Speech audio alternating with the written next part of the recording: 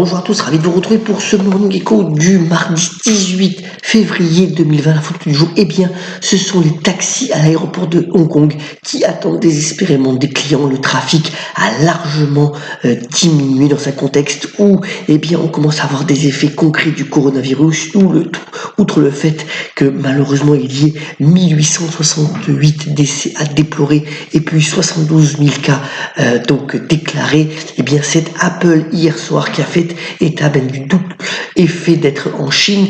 C'est une baisse de la production puisque les usines ne sont pas encore remises en route. On estime que seulement 15% de la force de travail est revenue dans les usines en Chine, mais aussi donc une baisse de la demande. Vous voyez que les magasins sont encore vides, même si Apple a rouvert certains magasins, notamment à Pékin.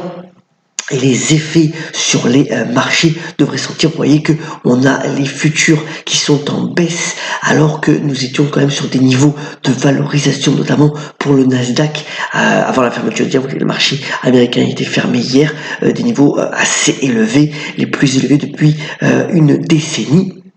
Les marchés européens hier ont légèrement monté, mais dans des volumes assez bas. Ils devraient donc baisser à l'ouverture ce matin.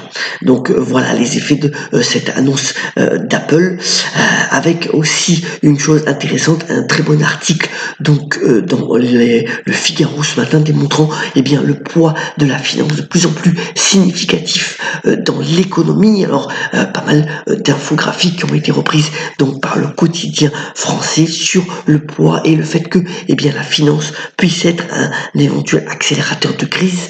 Et dans ce contexte-là, toujours d'incertitude, eh bien c'est l'or qui tire son épingle du jeu. Vous voyez qu'on est revenu sur des niveaux de 1586 dollars l'once d'or, et si eh bien cela devait se propager encore les effets négatifs du coronavirus, eh bien on pourrait retrouver rapidement les niveaux de 1600 dollars l'once. Affaire à suivre, bien entendu.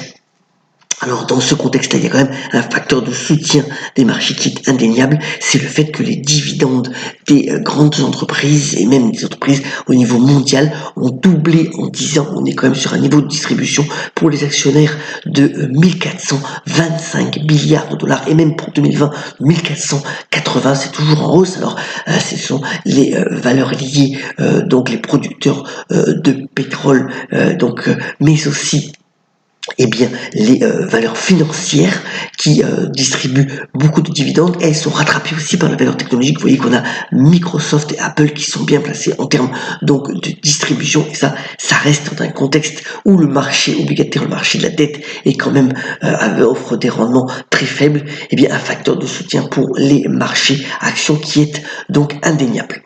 Retour en France, alors on est sur un engouement toujours plus significatif pour les jeux d'argent en ligne. Vous voyez que les volumes ont augmenté, notamment sur les paris sportifs, c'est quand même très fort, mais aussi le poker qui est important, et puis les paris hippiques qui reviennent aussi. Il faut savoir qu'il y a 2,8 millions de joueurs uniques donc qui ont joué sur des jeux d'argent en ligne l'an dernier. C'est quand même des chiffres assez impressionnants, et cela devrait encore continuer dans les prochains mois.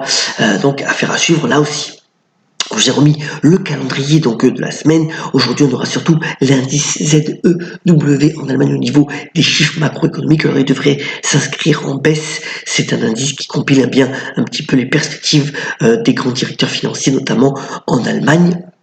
On aura aussi un indice de l'activité de la Fed à New York, puisque les marchés américains reprennent leur activité à partir d'aujourd'hui. Venons-en après, pas mal d'activités. Alors, bien entendu, donc Alstom devient un géant du ferroviaire, on en a parlé hier, mais aussi pour Bombardier, eh bien c'est une renaissance, puisque finalement le groupe canadien va réduire drastiquement sa dette, et puis donc va se concentrer véritablement sur tout ce qui est jet d'entreprise. C'était son cœur d'activité. Il abandonne donc l'activité ferroviaire pour mieux se concentrer et mieux renaître. On verra ce que cela donne, bien entendu. Alors, autre point important, c'est que c'est Dell Technologies qui était sorti dans la bourse, qui est revenu. Il va vendre sa filiale dédiée à la sécurité et la sécurité des réseaux. C'était RSA qu'il avait acheté lorsqu'il avait repris EMC. C'est quand même une transaction pour 2 milliards de dollars qui devraient être annoncés aujourd'hui. Voilà, donc Dell se désengage de cette activité pour mieux se concentrer sur cette autres activités peut-être plus rentables. Ça sera une bonne nouvelle puisque ça apporte du cash donc au groupe technologique américain. Alors voilà, symbole aussi d'un mauvais virage avec Pierre Import, c'était les magasins donc où il y avait de nombreux articles discountés. Pierre Import, vous voyez, qui a connu son heure de gloire il y a plusieurs années, mais n'avait pas pris donc le bon virage internet puisque son site de e-commerce n'avait été créé qu'en 2012. Il avait été laminé notamment par donc Amazon et le groupe se met donc sous la loi de la protection des faillites aux États-Unis en réduisant donc le nombre de ses magasins. Il passe de 900 magasins à 450 magasins en enfermant donc la moitié de son parc de magasins et voilà donc un symbole d'un virage non pris sur le commerce en ligne. C'était intéressant à soulever ce matin. Alors HSBC vient de publier ses résultats alors où cette chronique est enregistrée, c'est plutôt des résultats meilleurs que prévu d'ailleurs, c'est pour tout le secteur bancaire qu'on a des meilleurs résultats. Vous voyez que ça n'a pas empêché sur 5 ans le cours de bourse de baisser de 18%, on a quand même un dividende de 6,8% pour la grande banque cotée à la fois à Hong Kong et aussi sur le marché anglo. Encore des réductions de coûts assez significatives attendues donc par la banque avec un montant de 7 milliards de dollars qui a été annoncé ce matin. Alors on aura aussi deux résultats intéressants. D'abord Walmart, donc le numéro 1 de la distribution, c'est le Carrefour américain, et c'est intéressant parce que Walmart est assez présent en Chine, donc pour notamment aussi recevoir des produits. On verra ce qu'ils disent par rapport au coronavirus. Donc ça sera publié avant l'ouverture américaine. Et puis dans le secteur de la construction, une boîte espagnole qui s'appelle ACS, Actividades de Construcción y Servicios. Alors c'est une boîte qui a beaucoup de chiffre d'affaires, à travers le monde, qui a une capitalisation boursière finalement faible de l'ordre de 10 milliards d'euros et qui publiera aussi ses résultats cette fois-ci après la clôture sur le marché espagnol, très intéressante à suivre.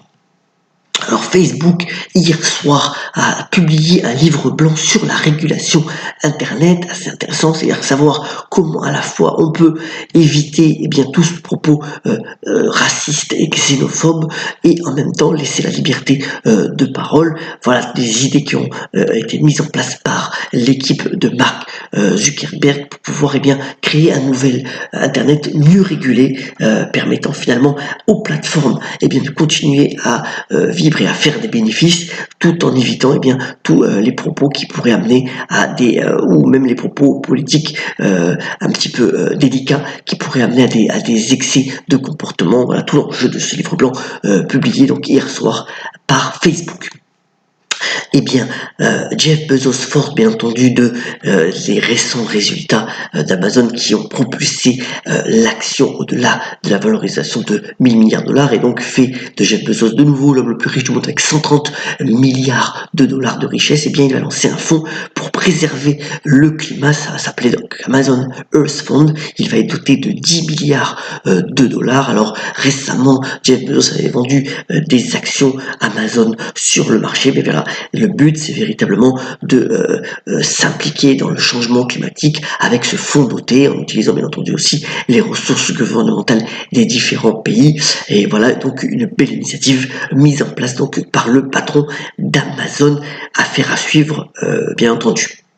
Alors aujourd'hui c'est le grand événement médiatique sportif puisque c'est le 8e de finale aller au niveau de la Ligue des Champions et donc le match aller entre Dortmund et le Paris Saint-Germain, c'est un match vraiment attendu entre notamment les deux stars au niveau des buteurs entre Haaland et le prodige Kylian Mbappé. Il y aura bien entendu aussi à suivre le Brésilien Neymar qui est vraiment attendu au tournant face à cette tribune de supporters qui est la plus grosse tribune de supporters en Europe donc de l'équipe de Dortmund. On verra bien entendu le résultat de ce match tant attendu depuis des semaines.